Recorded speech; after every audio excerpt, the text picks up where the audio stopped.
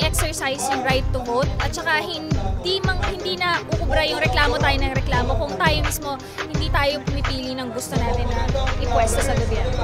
Right, so give us a one-liner to that the youth will remember para sa nararating na eleksyon. Give us Mga kapatid, sana huwag niyo kakalimutan na ang pagboto ay karapatan. Hindi siya privilege, hindi siya option na pwede nating ipagsantabi lang. So sana vote conscientiously and vote for change.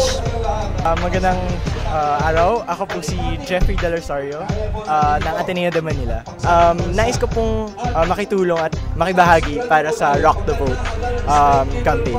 The voters out there, make sure you research. This is not some kind of joke. Make sure you're doing the right thing. Be prepared for it. And don't just listen to your parents and agree with them. Parang, at this point, you're not a kid anymore. So, research.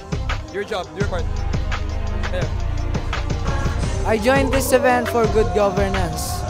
Kasi po, napapansin ko po sa bayan natin ngayon, medyo pangit na yung governance. Kaya dapat nag-participate kami dito. Yun.